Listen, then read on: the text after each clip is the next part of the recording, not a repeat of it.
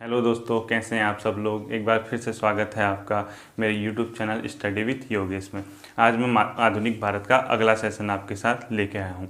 पिछले सेशन में मैंने आपको बताया था कि किस प्रकार से यूरोपियों ने भारत में अपना आगमन का उनका एक क्रम था, कैसे वो यहाँ पे आए थे, कैसे वो यहाँ से पराजित होकर लौटते रहे। अंत में जब हम पहुंचे थे, मैंने बताया था कि यहाँ पे दो शक्तियाँ बची थी, एक तो फ्रांसीसी थे, दूसरे अंग्रेज थे। मैंने आपको बताया था कि एक जो फ्रांसीसी गवर्नर डुप्ले था, उसने पहली बार भारतीय राज्यों के आंतरिक मामलों में हस्तक्षेप करना शुरू किया था। ठीक है, उसी की परिणति क्या होती है, भारत में तीन टाइप के कर्नाटक के युद्ध देखने को मिलेंगे। यानी कर्नाटक युद्ध का जो संबंध था वो किस किस चीज़ से था, फ्रांसीसियों द्वारा जो आंतरिक मामलों में हस्तक्षेप किया गया, और ब्रिटिश ने उस चीज़ को क्या किया था, नोट किया हुआ था। क्योंकि ब्रिटिश नहीं चाहते थे यहाँ पे फ्रांसीसी लंबे समय तक रुके रहें, तो ब्रिटिश ने भी क्या किया, अपने जो भारत में राज्य थे उनको कुछ पक्षियों को अपने साथ लेकर उनके साथ फ्रांसीसियों के साथ क्या किया, कर्नाटक का युद्ध लड़ा। ठीक है, तो आज हम इसी सेशन को आगे बढ़ाते हुए कर्नाटक युद्ध में आएंगे। तो देखो होता क्या है।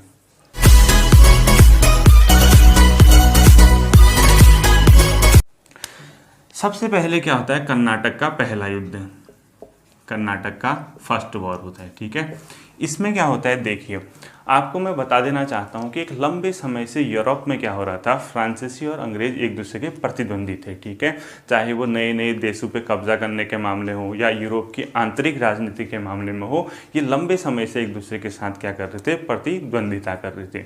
उसी क्रम में क्या होता है कि ऑस्ट्रिया एक छोटा सा देश था, वहाँ पे उसके उत्तराधिकार को लेकर भी ये दो पक्ष आपस में क्या हुए थे, लड़ रहे थे। क्योंकि एक चाहता था, एक जो उत्तराधिकारी था ऑस्ट्रिया में, एक अंग्रेज समर्थक था और दूसरा क्या था, फ्रांसीसी समर्थक। ये सब वर्ल्ड हिस्ट्री का सेक्शन है। ठीक है, तो उसी चीज़ की परिणति इंडिया में किसके रूप में होती है, कर्नाटक के फर्स्ट वॉर के रूप में होती है। अब देखिए होता क्या है, एक अंग्रेज अधिकारी होते हैं, उसका नाम था बार्नेट। क्या होता है, बार्नेट। ये क्या करता है, एक फ्रांसीसी जहाज पे कब्जा कर लेता है। कौन, बार्नेट।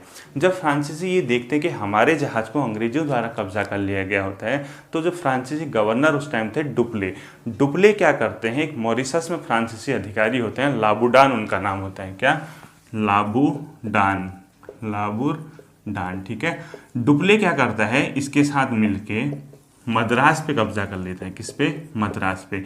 और मद्रास किसके अधीन होता है उस टाइम, अंग्रेजों की। जब ये मद्रास पे कब्जा करता है, कौन, मतलब फ्रांसीसी जब मद्रास पे कब्जा करते हैं, तो अंग्रेजों का एक समर्थित एक शासक होता है उस टाइम कर्नाटक में, उसका नाम था अनवरुद्दीन। क्या था, अनवरुद्दीन, अनवरुद्दीन। ठीक, ये क्या कर देता है, फ्रांसीसियों के साथ लड़ाई कर देता है। यानी 1748 में फ्रांसीसियों के साथ एक लड़ाई होती है जिसको बोलते हैं सेंट थोमे की लड़ाई। किसकी, सेंट थोमे की लड़ाई। ठीक, सेंट थोमे कब होती है, 1748 में। ये क्या कर देता है, फ्रांसीसियों के साथ लड़ाई कर देता है। जब ये फ्रांसीसियों के साथ युद्ध करता है तो ये युद्ध में क्या होता है, पराजित हो जाता है। सेंट थोमे की लड़ाई में अनवरुद्दीन जो कि अंग्रेज समर्थक था, उसकी पराजय होती। जब वो पराजित होता है तो उसके बाद जो जाके एक संधि होती है, उसको बोलते हैं ए ला थापेला की संधि, ए ला थापेल की संधि। ठीक है, ये इस संधि के तहत क्या होता है, जो मतलब जो मद्रास पे कब्जा किया होता है किसने, फ्रांसीसियों ने, वो अंग्रेजों को रिटर्न कर देते हैं। उसके बदले अंग्रेज जो होते हैं, क्योंकि अमेरिका में भी उस टाइम ब्रिटिश का कब्जा था, उसका एक छोटा सा पार्ट किसको दे देते हैं, फ्रांसीसियों को दे देते हैं। ठीक है, इसी के तहत क्या होता है, पहला कर्नाटक युद्ध समाप्त होता है। तो पहले कर्नाटक युद्ध का जो टाइम पीरियड था 1746 से 48 के बीच था। ठीक है, एला थापले के बाद ये युद्ध क्या हो जाता है, समाप्त हो जाता है। आगे देखिए होता क्या है, फिर आता है द्वितीय कर्नाटक युद्ध। ठीक है, कर्नाटक का द्वितीय युद्ध। इसमें क्या होता है, देखिए ये भी उत्तराधिकार को लेकर युद्ध था कि भारत में दो राज्य हुआ करते थे, बहुत शक्तिशाली राज्य थे साउथ में। एक था हैदराबाद, और दूसरा राज्य जो था वो था कर्नाटक। ठीक है, अब इनमें क्या था, उत्तराधिकार को लेके कौन सा शासक, मतलब इनके पिता का जो भी गद्दी पे बैठा था, उसकी मृत्यु के बाद अगला शासक कौन बैठेगा। क्योंकि ये दोनों जो शक्तियां थी, अंग्रेज और फ्रांसीसी, ये चाहते थे कि जिसे हम समर्थन दें वो इनकी गद्दी पे बैठे। ठीक, तो हैदराबाद में क्या था, वहाँ पे नासिर जंग जो था अंग्रेज समर्थक था। क्या था, नासिर जंग। ये कौन था, अंग्रेजों द्वारा समर्थित था नासिर जंग। और जो दूसरा था मुजफ्फर जंग, मुजफ्फर जंग किसके द्वारा समर्थित था? फ्रांसीसियों के द्वारा, मुजफ्फर जंग, ठीक है, ये था फ्रांसीसियों द्वारा समर्थित। और ये चाहते थे कि अंग्रेज चाहते थे नासिर जंग गद्दी पे बैठे और फ्रांसीसी चाहते थे मुजफ्फर जंग बैठे। और कर्नाटक में क्या स्थिति थी? कर्नाटक में वही एक तो था जो पहला मैंने अभी आपको थोड़ी देर पहले बताया था, अनवरुद्दीन, ठीक है, अनवरुद्दीन, अनवरुद्दीन, अनवरुद्दीन कौन था? अंग्रेज समर्थक था, मतलब अंग्रेज चाहते थे अनवरुद्दीन गद्दी पे बैठे। और कर्नाटक में जो था वो चंदा साहब था, ठीक है, दूसरा, जो कि फ्रांसीसी समर्थक था। ये जो युद्ध हुआ था इसका टाइम था 49 से 1749 से 54 के बीच, ठीक है। अब देखिए इसमें क्या होता था, दो गुट बन गए थे। गुट क्या था? नासिर जंग अंग्रेज और कर्नाटक में अनवरुद्दीन। नासिर जंग और अनवरुद्दीन जो है अंग्रेजों के साथ मिलके, इस गुट ने किसके साथ लड़ाई लड़ी? मुजफ्फर जंग और चंदा साहब, जो कि फ्रांसीसी समर्थक थे, यानी मुजफ्फर जंग और ये चंदा साहब फ्रांसीसी समर्थक। इन दो गुटों के बीच क्या हो जाता है? युद्ध होता है। जब इनके बीच युद्ध होता है तो फ्रांसीसियों की क्या हो जाती है? विजय होती है। फ्रांसीसी विजय होने के पश्चात बाद में क्या करते हैं, जो ये अंग्रेज हैं ये अनवरुद्दीन के साथ मिलकर इस चंदा साहब को गद्दी से निकाल देते हैं, यानी हटा देते हैं। जब चंदा साहब गद्दी से हटते हैं, यानी अंग्रेज जब विजय होते हैं, तो उसके बाद फिर से एक और संधि होती है जिसको बोलते हैं पांडिचेरी की संधि, ठीक है। किसकी संधि बोलते हैं? पांडिचेरी। तो द्वितीय कर्नाटक युद्ध जब समाप्त होता है वो होता है पांडिचेरी की, पांडिचेरी, ये होती है 1756 में, ठीक है। 1756 में पांडिचेरी की संधि से द्वितीय कर्नाटक युद्ध समाप्त हो जाता है। और इसमें क्या परिणाम निकलता है कि अंग्रेज और जो फ्रांसीसी होंगे एक दूसरे के मामले में हस्तक्षेप नहीं करेंगे, ठीक है। उसके तहत ही क्या हो जाता है? समाप्त हो जाता है। फिर तीसरा कर्नाटक युद्ध आता है, वो होता है 1756 से 63 के बीच, ठीक, 1756 से 63 के बीच। इसमें क्या होता है देखिए, यूरोप में उस टाइम चलता है सप्तवर्षीय युद्ध, ठीक है, 7 वर्ष का युद्ध बोलते हैं, बहुत फेमस युद्ध होता है। तो वहाँ भी अंग्रेज और फ्रांसीसी एक दूसरे के क्या थे? प्रतिद्वंदी थे, ठीक। उस सप्तवर्षीय युद्ध के चक्कर में ही भारत में क्या होता है? कर्नाटक का तीसरा युद्ध, क्योंकि ये यहाँ भी आपस में क्या होते हैं? लड़ने में लगे रहते हैं।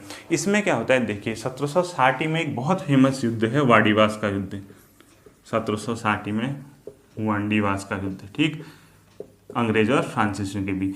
इसमें क्या होता है देखिए, एक अंग्रेज अधिकारी होते हैं आयरकुट, ठीक है।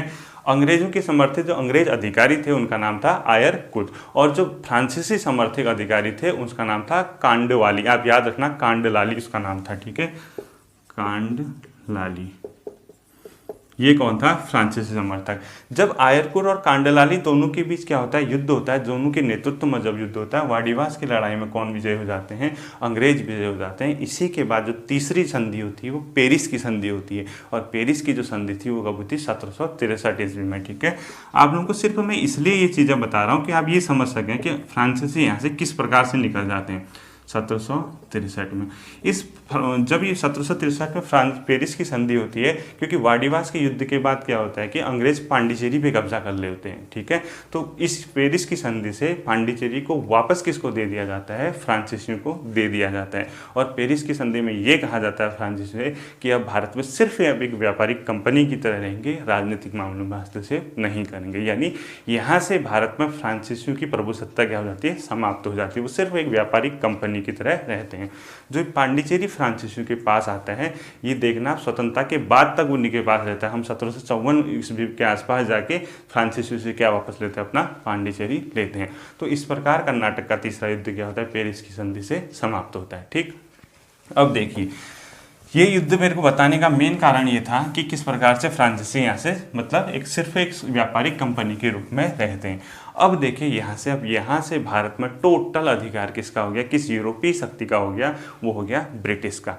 अब हमने यहाँ से टोटल ब्रिटिश को लेकर चलना है 1947 तक, जब तक भारत आज़ाद नहीं होता है। अब हम इसमें देखेंगे कैसे इन लोगों ने यहाँ पे शासन किया, ठीक है। तो पूरे सेक्शन को आप मेरे साथ देखेंगे, मैं आपको बहुत बढ़िया तरीके से आपको ये समझाऊंगा। मैं आपको भरोसा दिलाता हूँ जिस दिन आपकी मॉडर्न हिस्ट्री खत्म होगी, आपकी अंगुलियों में इसके कॉन्सेप्ट होंगे, ठीक। तो चलो शुरू करते हैं। अब देखिए होता क्या है। यहाँ से क्या करते हैं ये लोग, भारत के अलग अलग राज्यों में देखो फ्रांसीसी हट चुके हैं। अगर मैं इससे पहले आगे को शुरू करूँ, आपको दो चीज़ें पता होनी चाहिए, दो कॉन्सेप्ट। एक तो एक को बोलते हैं साम्राज्यवाद और दूसरे को बोलते हैं उपनिवेशवाद। जब तक आप ये दोनों चीज़ें नहीं समझेंगे आप मॉडर्न हिस्ट्री नहीं समझ सकते हैं। देखिए, साम्राज्यवाद बहुत पुराना कॉन्सेप्ट है, ये आज से नहीं चला आ रहा है। साम्राज्यवाद में क्या होता है, राष्ट्र राज्य जो होते हैं वो अपनी शक्ति के द्वारा अपने राज्य का विस्तार करके अलग अलग क्षेत्रों को अपने अंदर क्या करते हैं, समाहित करते हैं। यानी अपने साम्राज्य का विस्तार करने की जो प्रक्रिया होती है वो क्या कहलाती है, साम्राज्यवाद कहलाती है। ठीक, तो जैसे मैंने आपको बताया था 14वीं 15वीं शताब्दी में नई नई व्यापारिक मार्गों की खोज हो रही थी।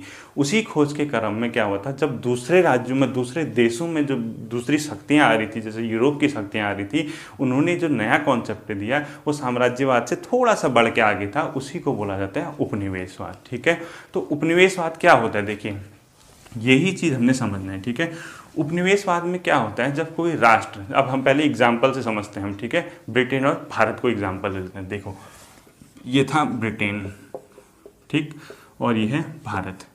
देखिए, जब कोई राष्ट्र किसी अन्य राष्ट्र पे, यानी ब्रिटेन ने भारत पे क्या कर लिया, अपनी प्रभुसत्ता स्थापित कर ली, अपनी शक्ति से उस राष्ट्र को जीत लिया। यानी जब कोई राष्ट्र किसी अन्य राष्ट्र पे अपनी सत्ता स्थापित करता है तथा उस राष्ट्र की, यानी ब्रिटेन की, इस राष्ट्र के प्रति जिसको वो जीता है, सारी जो उसकी एक्टिविटीज़ होती हैं, चाहे वो राजनीतिक, प्रशासनिक, आर्थिक, कुछ भी हो, सामाजिक, सांस्कृतिक, जो भी वो यहाँ एक्टिविटीज़ करेगा, वो सारी एक्टिविटीज़ किसके पक्ष में जाएंगी, इस देश के पक्ष में जाएंगी। ठीक है, यानी जिस राष्ट्र ने अन्य राष्ट्र पे अपनी सत्ता स्थापित की है, प्रभुसत्ता, और इसकी सारी एक्टिविटीज़ का जो परिणाम होगा वो सिर्फ इसके हित में होगा, यानी इसको फायदा होगा, तो ये प्रक्रिया कहलाती है उपनिवेशवाद कहलाती है। ठीक है, तो इसमें क्या होता है, जो राष्ट्र कब्जा करता है, यानी जो राष्ट्र अन्य राष्ट्र को जीतता है, उसको बोलते हैं मातृ देश। क्या बोलते हैं, मातृ देश। और जिस राष्ट्र पे कब्जा किया जाता है, जैसे भारत पे इन लोगों ने कब्जा किया, इसको बोलते हैं उपनिवेश, उपनिवेश। ठीक है, आगे मैं टर्मिनोलॉजी यूज करूंगा, आपको समझ आ जाना चाहिए कि उपनिवेश का मतलब क्या है। तो सुनिए, होता क्या है उपनिवेशवाद। अगर आपसे कोई पूछता है तो क्या होगा, मातृ देश द्वारा अपने उपनिवेश के सारे राजनीतिक, सामाजिक, सांस्कृतिक और आर्थिक जितने भी उस पर एक्टिविटीज़ की जाती है, जो भी हरकतें वो करता है, वो सारे हित किसके पक्ष में होते हैं, मातृ देश के पक्ष में, यानी ब्रिटेन के पक्ष में होंगे। ठीक, तो ये प्रक्रिया क्या कहलाती है, उपनिवेशवाद कहलाती है। और हमें पूरा उपनिवेशवाद समझना है 1757 से लेकर 1947 तक। इसी बीच हम ये जानेंगे कैसे कैसे ब्रिटेन ने भारत में अपनी क्रियाकलापों को अंजाम दिया। ठीक है, तो देखिए, ये तो हो गया मातृदेश, ये हो गया उपनिवेश। अब हम समझते हैं कैसे हमें इसको मॉडर्न हिस्ट्री को समझ के पढ़ना है। ठीक है, देखिए उपनिवेशवाद। ठीक है, उपनिवेशवाद के भारत में 3 चरण में आपको बताऊंगा। एक चरण होगा 1757 से 1813। इस चरण में हम देखेंगे कि ब्रिटिश ने यहाँ क्या क्या किया। बहुत इंटरेस्टिंग, आपको गारंटी दे रहा हूँ, पूरे साइंस की तरह समझाऊंगा, हर चीज़ के पीछे लॉजिक होगा। ठीक, दूसरा 1813 से 1857 तक, इसमें क्या हुआ हर चीज़ समझाई जाएगी। तीसरा आपको मैं बताऊंगा 1858 से 1947 तक। ठीक है, मैं आपको इन 3 चीज़ों को लेके चलूँगा और इसी में आपको मैं हर चीज़ बताऊँगा। देखिए, जैसे पहला चरण था, इसके अंदर राजनीतिक, सामाजिक, आर्थिक और सांस्कृतिक जो भी इन लोगों ने एक्टिविटीज़ की होंगी, चाहे प्रशासनिक हो, हम इसमें देखेंगे। उसके कंपेयर में देखेंगे यहाँ क्या चेंजेज हो रहे हैं, उसके कंपेरिजन में देखेंगे यहाँ पे क्या चेंजेज हो रहे हैं।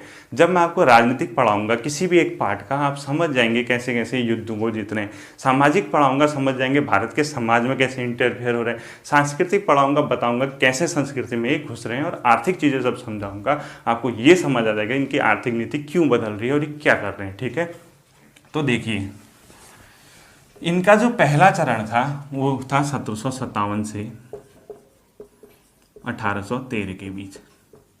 ठीक है, और इसको बोलते हैं व्यापारिक चरण। क्या, व्यापारिक चरण।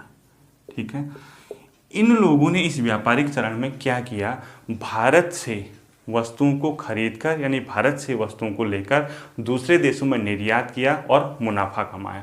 इस चरण का मुख्य उद्देश्य क्या था?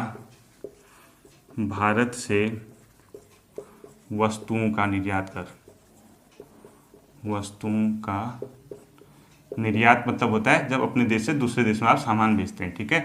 निर्यात कर मुनाफा कमाना, मुनाफा कमाना। अब देखिए 1757 से 1813 के बीच क्या हुआ, अगर आपसे कोई पूछता है तो हर क्वेश्चन का जवाब ब्रिटिश की नीति में एक ही चीज़ होगा। इस दौर में ब्रिटिश का एकमात्र उद्देश्य था भारत से बाहर वस्तुओं को निर्यात कर मुनाफा कमाना, ठीक है। आपसे कोई पूछे वो हर चीज़ में आप यही जवाब देते ना कि वो करना ही यही चाहते थे कि भारत से वस्तुओं को खरीद के ब्रिटिश में मतलब दूसरे देशों में निर्यात करके मुनाफा कमाना चाहते थे, ठीक है। अब देखिए व्यापारिक चरण हम शुरू करते हैं। हम क्या करेंगे, पहला देखिए 1757 से 1823 जो पहला चरण है व्यापारिक, ठीक। मैंने बताया इस चरण में क्या था, भारत से बाहर वस्तुओं को भेजना। अब हम हर चरण में क्या देखेंगे, इन्होंने राजनीतिक मामले में भारत में क्या किया उस टाइम पे, ठीक है। भारत की राजनीति में इनके क्या काम थे इस चरण में, और ये हर चरण में शुरू होगा। दूसरा, भारत में प्रशासन में इनने क्या किया। तीसरा, भारत में समाज में क्या किया। चौथा, भारत की अर्थव्यवस्था में इनने क्या किया। पांचवा, भारत की संस्कृति में क्या किया। देखिए इतना आपको इंटरेस्ट आएगा इन चीज़ों में, इतना लॉजिक लगेगा आपको, आप खुश हो जाएंगे। मैं आपको गारंटी दे रहा हूँ जब आप ये पूरी मॉडर्न हिस्ट्री कंप्लीट करेंगे, सारे कॉन्सेप्ट सारे डायमेंशंस आपके क्या होंगे, आपकी उंगलियों में होंगे, ठीक। अब देखो राजनीतिक मामलों में इस टाइम पे मैंने क्या कहा, देखो व्यापारिक चरण में क्या था, भारत से बाहर वस्तुओं को बेचकर निर्यात करना, यानी उसको भारत से बाहर जो सामान बेच रहे थे उससे पैसा कमाना, उससे मुनाफा कमाना। इस मामले में इन लोगों ने क्या किया, पहला जो राजनीतिक था इस दौर में 1757 से 1813 जो शत्रु राज्य थे इनके, यानी वो नए नए आए थे, अब हर राज्य से मराठा मैसूर तो इनके पक्ष में नहीं थे, तो इनने क्या किया राजनीतिक मामलों में इस दौर में, शत्रु राज्य को मित्र राज्यों से घेरना शुरू किया। अर्थात कुछ राज्यों को अपना दोस्त बनाया और अन्य को क्या कर दिया, मित्र जो उनके शत्रु थे उनसे घेरने की नीति यहाँ पे इनने अपनाई थी, ठीक। इसी के तहत आप देखोगे प्लासी का युद्ध, बक्सर का युद्ध, आंग्ल मैसूर युद्ध देखोगे, आंग्ल मराठा युद्ध देखोगे, मैं आपको इसी के तहत समझाऊंगा, ठीक।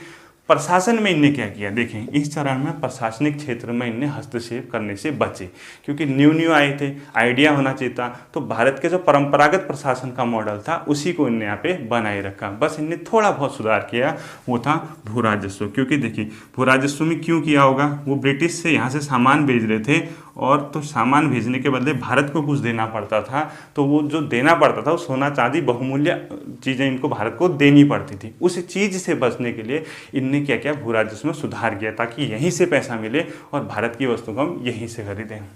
समाज में क्या किया, उद्देश्य क्या था, भारत से बाहर सामान भेजना। तो समाज में क्यों पढ़ेंगे, क्या पड़ी है उनको सामाजिक क्षेत्र में इंटरफेयर करने की, क्यों अपना पैसा उसमें बर्बाद करेंगे। तो आप देखेंगे इस चरण में कोई भी सामाजिक सुधार नहीं होता है। जैसे आप आगे देखते हैं विधवा पुनर्विवाह, सती प्रथा का सुधार, ये सब चीज़ें आपको यहाँ देखने को नहीं मिलेंगी। क्यों नहीं मिलेंगी, क्योंकि उद्देश्य क्या है, भारत से बाहर सामान भेजना, ठीक।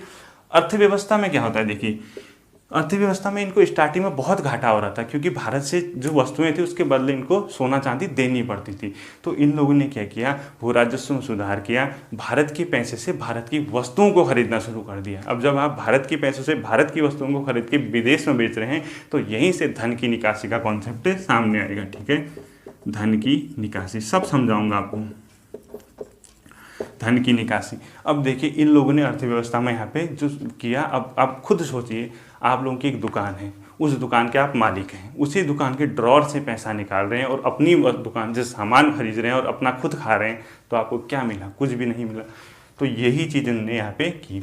और संस्कृति में क्या किया, अंतिम पार्ट है इस वाले जो सेक्शन में किया, इन्हें भारतीय संस्कृति का गुणगान किया। क्योंकि जो इनकी विचारधारा थी, जो इनके बड़े बड़े उस टाइम ऑफिसर्स थे, उनका ये मानना था कि वो प्राचीन भारतीय संस्कृति का गुणगान करें, ठीक है। वो क्यों करें, क्योंकि देखो उनको पता था अगर हम भारत की तारीफ करेंगे तो ये लोग हमें अच्छा मानेंगे। तो स्टार्टिंग में इन लोगों ने क्या किया, भारतीय संस्कृति का गुणगान किया, क्योंकि अधिकतर ब्रिटिश प्रशासक उस टाइम क्या थे, प्राच्यवादी थे, यानी प्राचीन भारतीय भारतीय संस्कृति की गुणगान करते थे। ठीक है, तो ये सारे सेक्शन में आपको एक एक करके बताऊंगा। जब मैं पहला वीडियो अब अगला लेके आऊँगा मॉडर्न हिस्ट्री का, वो मेरा क्या होगा, उपनिवेशवाद का राजनीतिक चरण 1757 से 1813 के बीच। ठीक है, उम्मीद है आपको ये सेक्शन समझ में आया होगा। फिर मिलता हूँ आपके साथ अगले वीडियो के साथ, तो तब तक आप लोग इसको रिवाइज कीजिए। भरोसा दिलाता हूँ कि आपको मैं बहुत अच्छे से इसको क्लियर कराऊंगा। ठीक है, थैंक यू।